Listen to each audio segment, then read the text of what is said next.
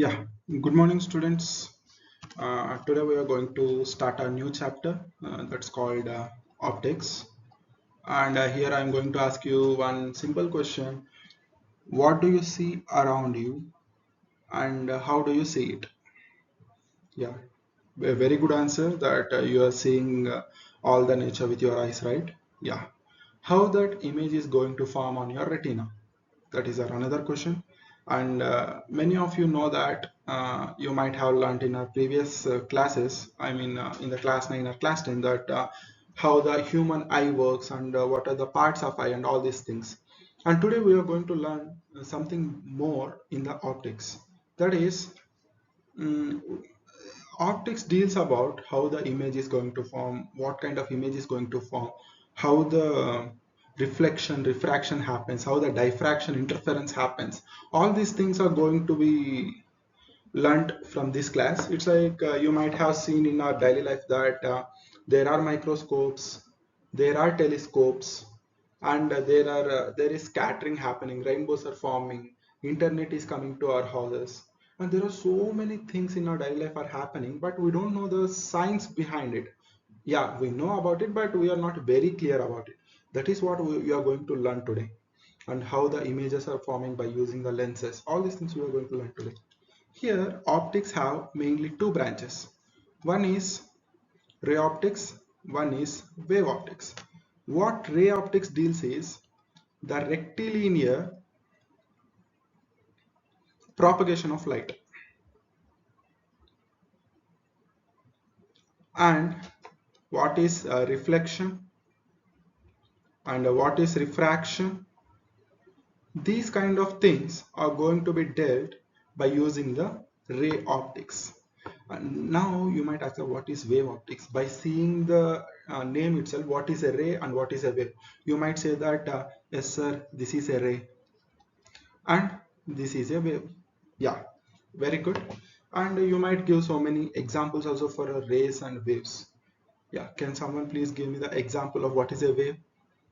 Yeah, ripples are going to form on the water, and sound is a form of wave, light is a form of wave. Yeah, excellent answers.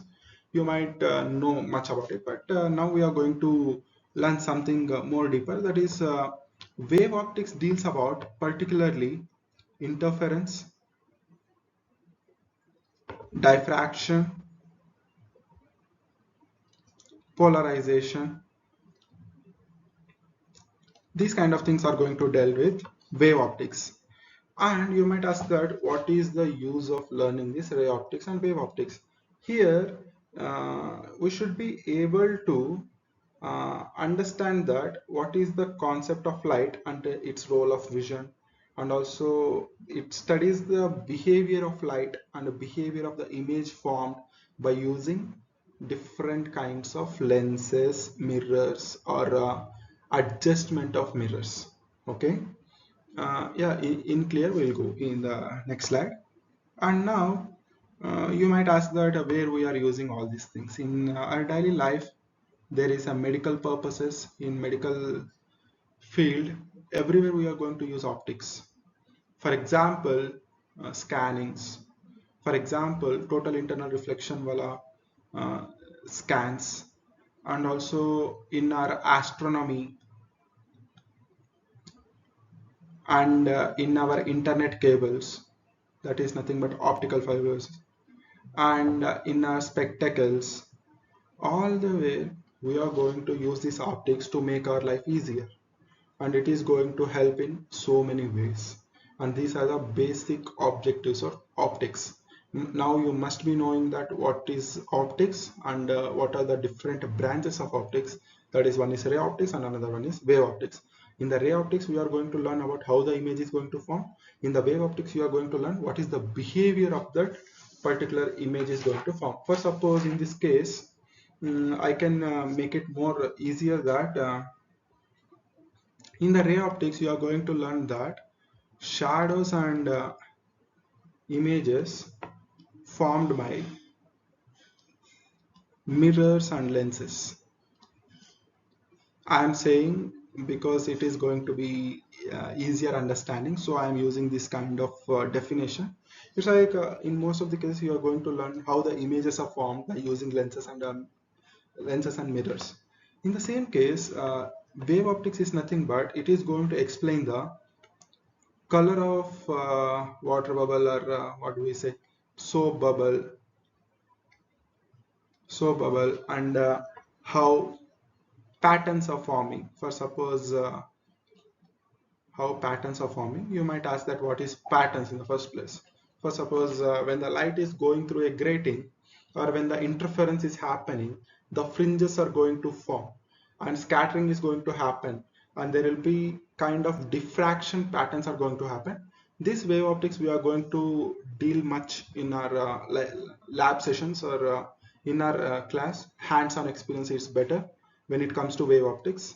Now we are going to deal with the ray optics. Yeah, and now you must be, I want to ask a very simple question. What are mirrors? How many mirrors are there? What kind of mirrors are there? Very good. I am getting very good answers. Mirrors are nothing but one is plane mirror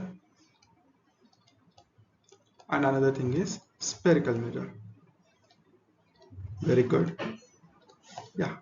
Here, plane mirror that we are using in our everyday life to see ourselves in a mirror. The mirror we are using to yeah, look our hair, adjust our hair. That is nothing but a plane mirror. You might ask that what is the spherical mirror? Yeah, spherical mirror also you must be encountering in all the possible ways in our daily life. For suppose there is shaving mirror, there is what is that? A traffic roads, all mirrors will be there, and there are how can I tell you? There are so many mirrors in yeah, we'll discuss that. There are so many mirrors, spherical mirrors we are encountering in our daily life. In that, basically, there are concave and convex, and concave or convex, etc. mirrors will be there. Mainly concave and convex mirrors. And here we have learnt about concave and convex mirrors. Concave mirror is something it is going to be inward. If it is a just a minute. Huh. And what is a concave mirror is nothing but it is the shining thing will be this side, and here it is inwards, it is outwards. This is the basic difference of mirrors between concave and convex lens. This we must have studied in our previous classes. Today we are going to study something about lenses and how the images are going to form in this case. Particularly there are concave lens and convex lens, and this was taught in our previous classes. It's again a prerequisite knowledge we are going to use. Concave lens, this is the basic diagram of concave lens, and this is the basic diagram of convex lens.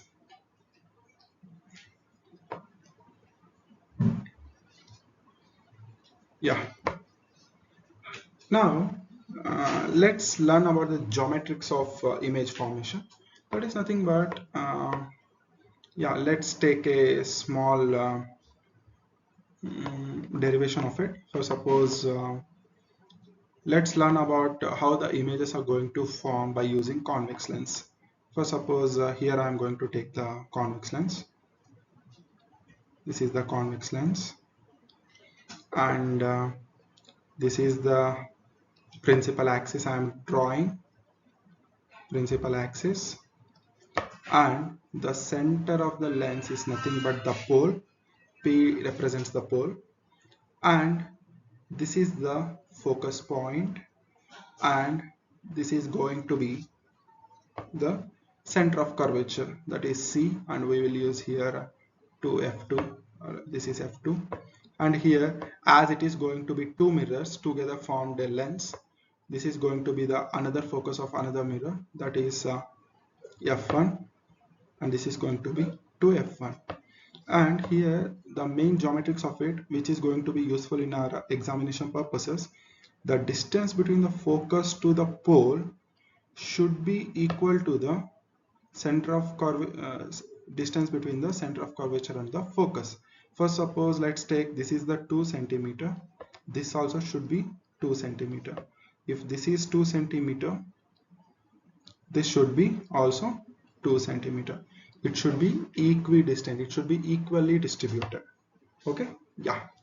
And this is the basic drawing how to make in the examination purposes. And how the images are going to form. First, suppose there are laws of reflection, and the proper it's like what is the law of reflection? It is like the incident ray and the reflected ray and the refracted ray and the normal all should be lying in the same plane, and there is like the angle of incidence is always equal to the angle of reflection. These are the two laws that we have come across in our previous classes. And in this case, now let me become the object here. For suppose I am the object. I am at this particular position, and now I want to know where the image is going to form on the another side. Okay. For this, for learning this, we must know that there are three rules to form the image by using convex lens. That is, first law is if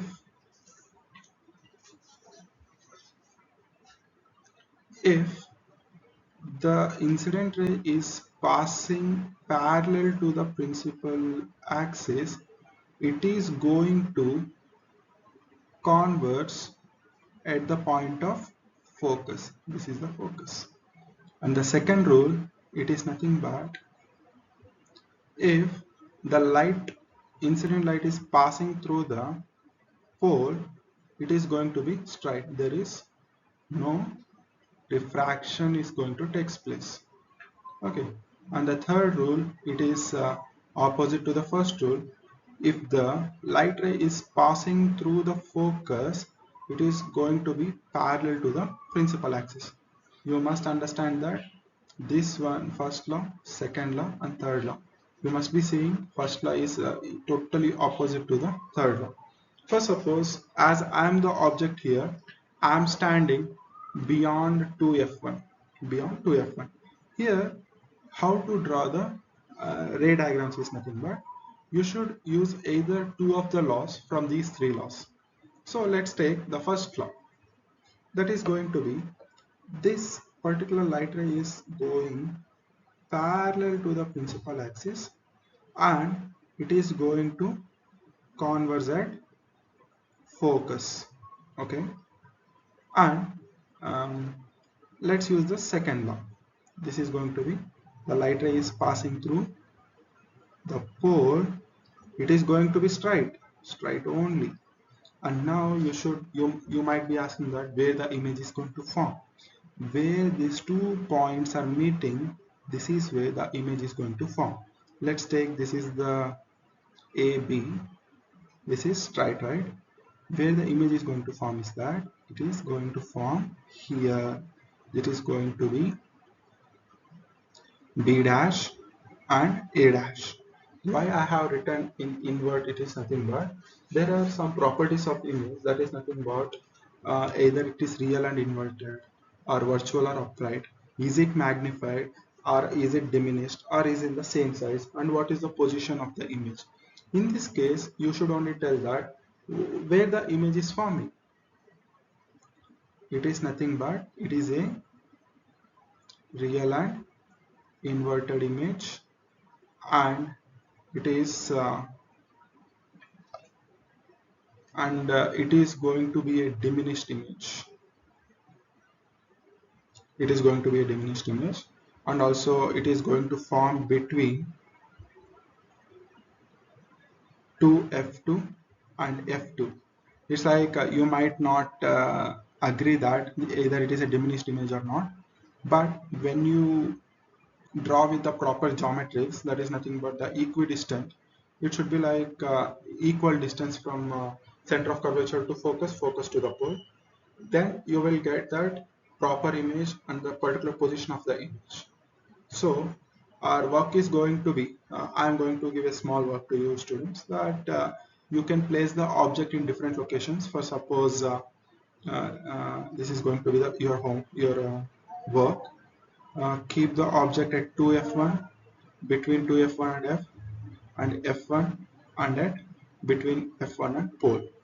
Okay, you can use any of the two laws out of these three laws, and you will get the uh, image where it is going to be formed, and also you will be knowing that what are the properties of the image, that is either it is real and inverted or virtual or upright, either it is diminished or enlarged or whatever it is. Okay, so I'm ending this class by now. So let's meet tomorrow. Thank you.